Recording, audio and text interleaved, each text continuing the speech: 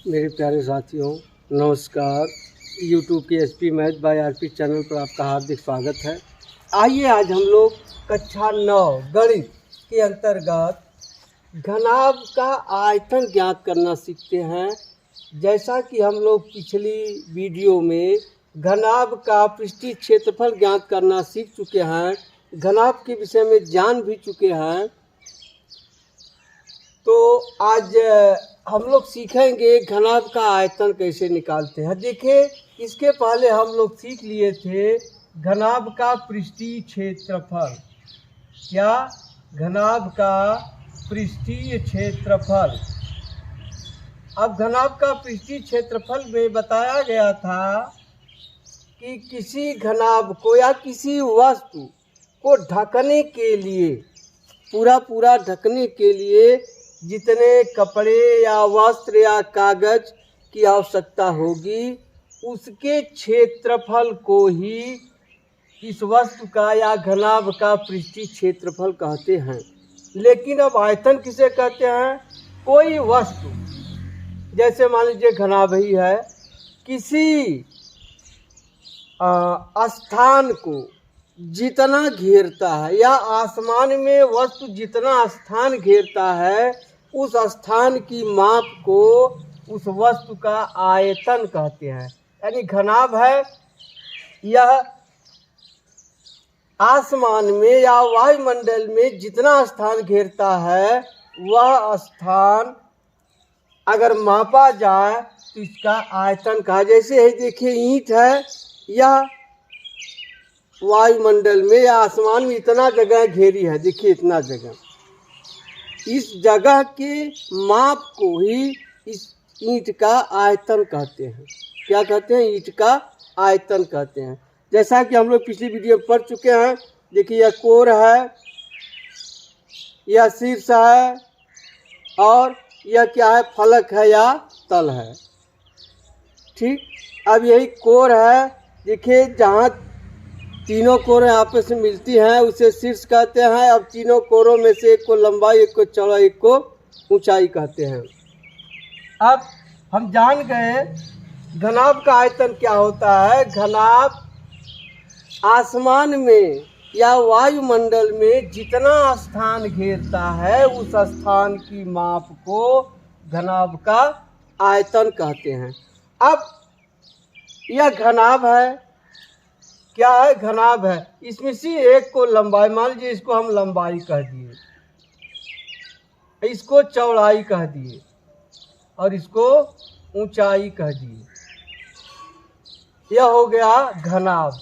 By the way, मान लीजिए लंबाई है L, चौड़ाई है B, ऊंचाई है H। बाय द वे, अगर लंबाई, चौड़ाई और ऊंचाई तीनों बराबर हो जाए तो घनाभ तो है, उसका एक विशेष नाम है जिसे घन कहते हैं। यानी घन की तीनों भुजाएं या तीनों कोरें आपस में बराबर होती हैं, घनाभ की तीनों कोरें आपस में बराबर नहीं होती हैं। ठीक है। अब घनाभ का आयतन कैसे निकालते हैं? अब अभी तक तो हम लोग पढ़े थे क्षेत्रफल। कोई आयत है इस तरह से, इसका हम क्षेत्रफल निकालते हैं। लंबाई है और यह चौड़ाई है। क्षेत्रफल क्या होता है? लंबाई गुणे चौड़ाई, यानी कहा गया लंबाई L है, चौड़ाई B है। हाँ, क्षेत्रफल निकालते हैं लंबाई गुणे चौड़ाई से। मान लीजिए हमारे पास एक पुस्तक है। देखिए, ये पुस्तक है। अब देखिए, ये पन्नों से मिलकर बनी है। एक एक पन्ना तह पर तह लगाने से यह पुस्तक बन गई। पुस्तक कितनी क्या हो गई? मोटाई हो गई।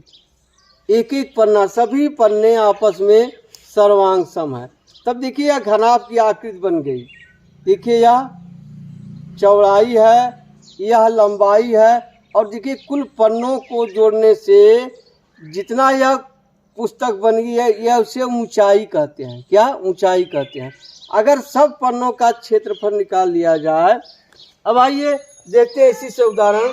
मान लीजिए पुस्तक है, तो पुस्तक के एक पन्ने का मान लिए हम ये पुस्तक है, तो पुस्तक के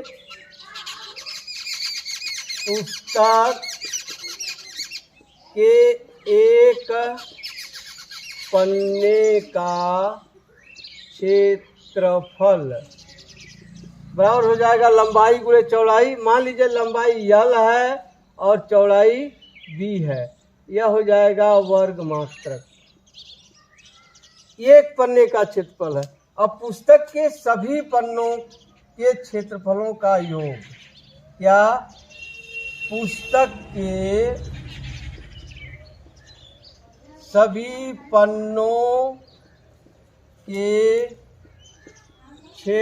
क्षेत्रफलों का योग क्या हो जाएगा।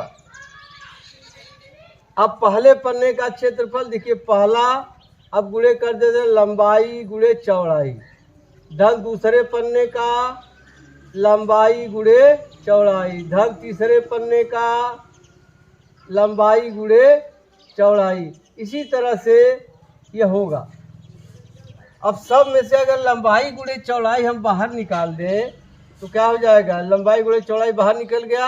अब आ गया पहला पन्ना धन दूसरा पन्ना धन तीसरा पन्ना, इसी तरह से यह होगा। अब देखिए सभी पन्नों को जोड़ने से, तह पर तह लगाने से उसकी कुछ ऊंचाई बन जाएगी। इसी को हम लिख दें यच, क्या यल बी और यच, कुल पन्नों की ऊंचाई है यह, यही होता है। अब देखिए पुस्तक के सभी पन्नों के क्षेत्रफलों का योग यही हो जाता है घनाभ के आकृति, घनाभ का आयतन बराबर क्या हो गया, लंबाई गुणे चौड़ाई गुणे ऊंचाई, यहाँ होगा घन मात्रक। अब देखिए लंबाई गुणे चौड़ाई क्या है, एक पन्ने का क्षेत्रफल है, जो घनाभ बनेगा उसका यह आधार होगा। यहाँ आप लिख सकते हैं आधार का क्षेत्रफल गुणे ऊंचाई, यही होता है घनाभ का आयतन बराबर आधार का क्षेत्रफल गुणे ऊंचाई, या आप लिखे लंबाई गुणे चौड़ाई गुणे ऊंचाई। ठीक, अगर घन है तो इसकी तीनों कोरें आपस में बराबर होंगी। घन का आयतन देखिए लंबाई गुणे चौड़ाई गुणे ऊंचाई है। मान लीजिए लंबाई a है तो हो जाएगा a गुणे a घन मात्रक, यानी आ जाएगा a घाते 3 घन मात्रक, या इसे आप लिख सकते हैं भुजा घाते 3 घन मात्रक, या आप इसे इस तरह लिख सकते हैं कोर घाते 3 घन मात्रक। यह घन के लिए हो गया या घनाभ के लिए। आप घनाभ का याद रखिए, अगर घन आता है तो उसमें लंबाई चौड़ाई ऊंचाई तीनों आपस में बराबर होते हैं। ठीक है, घनाभ का आयतन निकालना हम लोग सीख लिए। अब मान लीजिए कोई संदूक है घनाभ के आकार का, किस आकार का, घनाभ के आकार का है, और उसकी लंबाई चौड़ाई और ऊंचाई मान लीजिए इस तरह से है 5 मीटर गुणे 4 मीटर गुणे 3 मीटर है। कितना है, 5 मीटर 4 मीटर और 3 मीटर है। अगर पूछा जाए उसमें अधिक से अधिक लंबी छड़ कितनी लंबी रखी जा सकती, यानी कितनी लंबी छड़ अधिक से अधिक दूरी वाली रखी जा सकती है। तब इसके लिए देखिए क्या करेंगे, आप जैसे निकालते हैं आयत का विकर्ण, उसी तरह से आप निकाल लेंगे घनाभ का विकर्ण, घनाभ का विकर्ण। अब देखिए मान लीजिए यही है, अब इसमें आपको रखना एक सिरा यहाँ रखेंगे, अब इसी तरह तीसरे एक सिरा यहाँ निचले सिरे पर, यह होगा घनाभ का विकर्ण। अब घनाभ का विकर्ण के लिए करड़ी में लंबाई का वर्ग धन चौड़ाई का वर्ग धन ऊंचाई का वर्ग। मान लीजिए यही सवाल है तो यहाँ हो जाएगा 5 का वर्ग धन 4 का वर्ग धन 3 का वर्ग। अब जाएगा यहाँ 25 धन 16 धन 9 बराबर आ जाएगा 50, बराबर आ जाएगा 25 दूनी 50, 5 कड़ी में 2 मीटर। यानी लंबाई अधिकतम इसकी 5 है, लेकिन उसमें इस तरह तिखा रखने से 5 कड़ी में 2 मीटर लंबी छड़ रखी जा सकती है। अब कभी कभी हम देखते हैं दूध नापने वाला बर्तन, देखिए यह सिलेंडर नुमा होता है, बेलनाकार होता है, बीच में क्या होता है, खाली होता है, उसकी मोटाई नहीं मान ली जाती है, उसका भी तो कितना स्थान घेरता है, वो भी आयतन होगा। तो अब देखिए यदि कोई तरल पदार्थ किसी वस्तु में जितना स्थान घेरता है वह उसका आयतन कहलाता है, और वह बर्तन के लिए क्या कहलाती, धारिता। मान लीजिए कोई इस तरह का बर्तन है, इस तरह का, अब इसमें जितना वस्तु अट सकती है या जितना वस्तु इसमें समा सकती है, यह क्या कहा जाएगा, धारिता, बर्तन की धारिता। ठीक है, हम जानते हैं धारिता को लीटर में मापते हैं, किसमें, लीटर में। मान लीजिए कोई घनाकार वस्तु है या घनाभ के आकार का है, मान लीजिए यह खाली है, ऊपर से क्या है, यह खाली है, इसमें भरा जाना है कुछ। अगर मान लीजिए यहाँ 1 लीटर इसमें भरा है, तो 1 लीटर बराबर होता है, 1 लीटर बराबर होता है 1000 घन सेंटीमीटर। अब इस बर्तन की धारिता क्या हो गई, 1 लीटर, इसलिए आयतन और धारिता दोनों का मात्रक लगभग बराबर ही है। 1 लीटर में 1000 घन सेंटीमीटर होता है। ठीक हो गया। अब धारिता पूछता है, वो भी आयतन ही है। अब धारिता पूछ रहा है आयतन किसका निकालते हैं, इससे तरल पदार्थों का, दूध हुआ, तेल हुआ।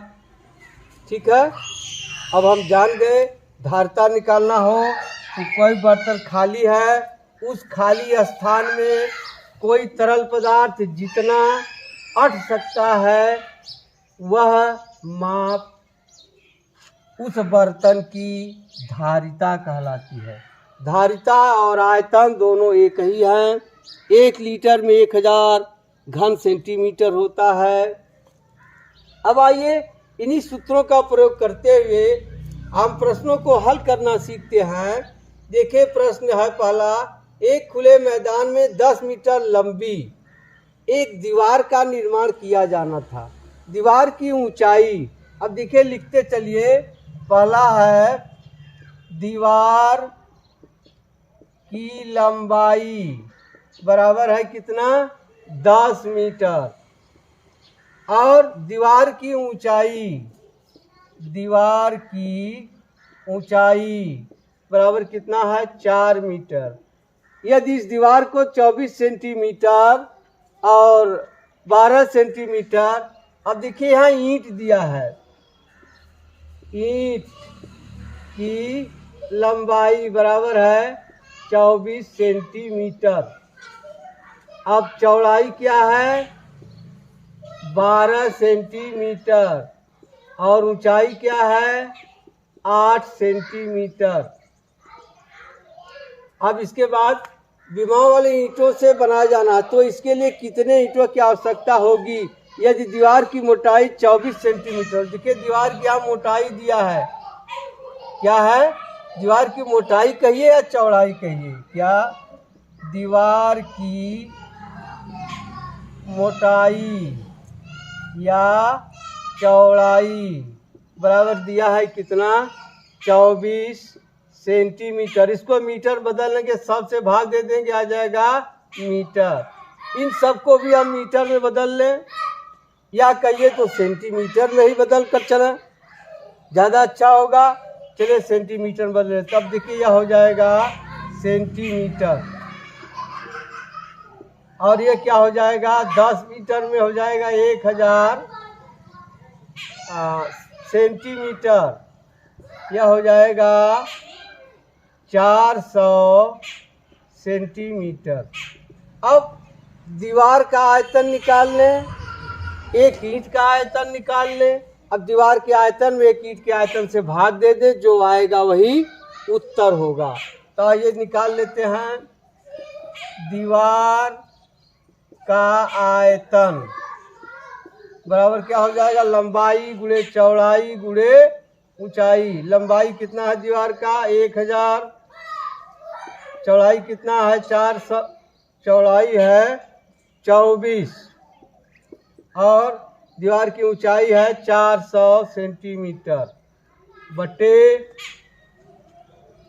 नहीं दीवार का आयतन निकाल रहे हैं ना, इतना हो गया। क्या आ गया, घन सेंटीमीटर। अब निकाल ले एक ईंट का आयतन। क्या, एक ईंट का आयतन बराबर क्या होगा, लंबाई गुणे चौड़ाई गुणे ऊंचाई हो जाएगा 24 गुणे 12 गुणे 8 घन सेंटीमीटर। अब क्या निकालना है, दीवार में लगे कुल ईंटों की संख्या। दीवार में लगे कुल ईंटों की संख्या, ईंटों की संख्या बराबर हो जाएगा दीवार का आयतन बटे एक ईंट का आयतन, एक ईंट का आयतन।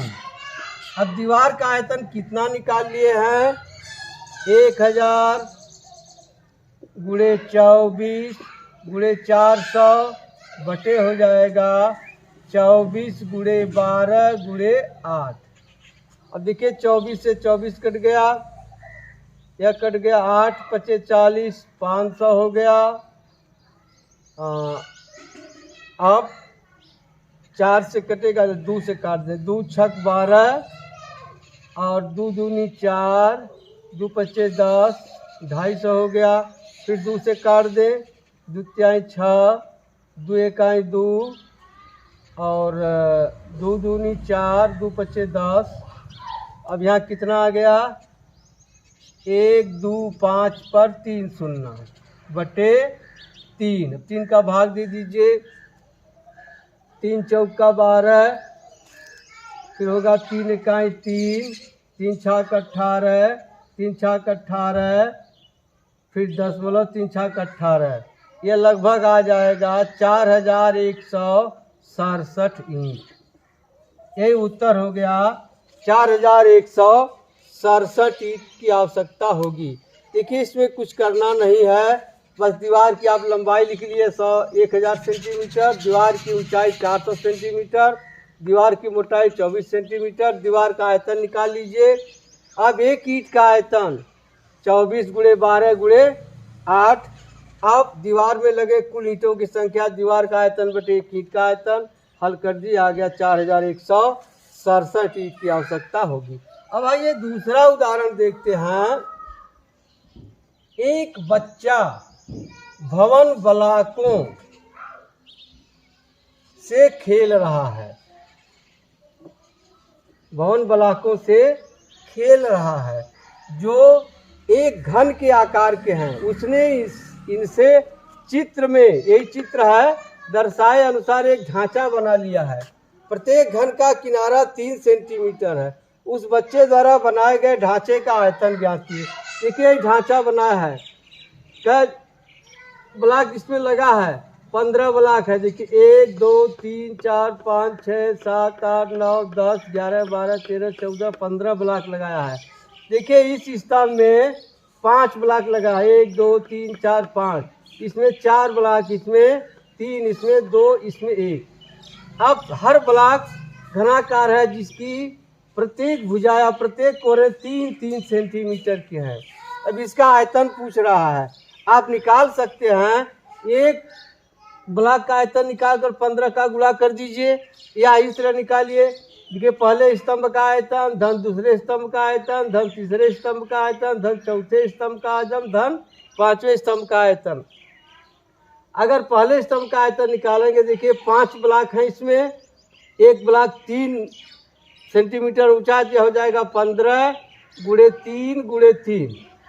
अब यह 4 ब्लॉक इसमें तो हो जाएगा 4 जाए 12 गुणे 3 गुणे 3, जोड़ देंगे फिर यह 3 ब्लॉक है 9 गुणे 3 गुणे 3, इसमें 2 है तो हो जाएगा 6 गुणे 3 गुणे 3 धन, इसमें 1 है 3 गुणे 3 गुणे 3 हो जाएगा। सब जोड़ देंगे इसका आयतन निकल जाएगा।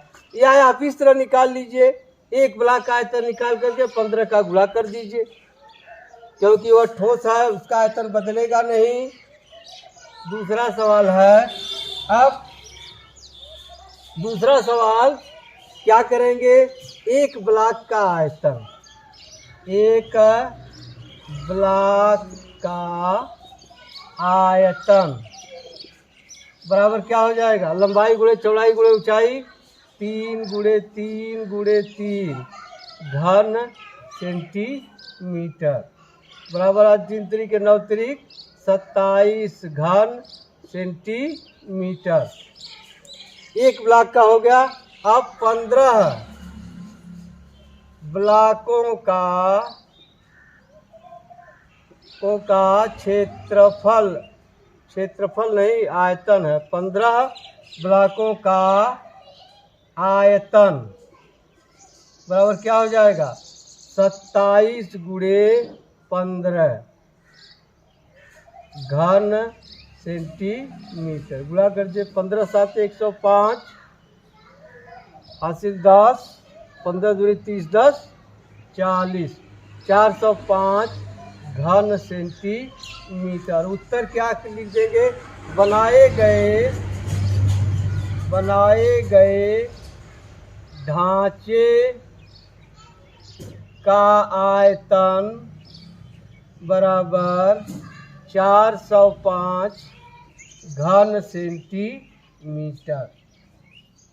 ठीक, अब आप लगाइएगा। मिलते हैं अगली वीडियो में, तब तक के लिए धन्यवाद। जय हिंद, जय भारत।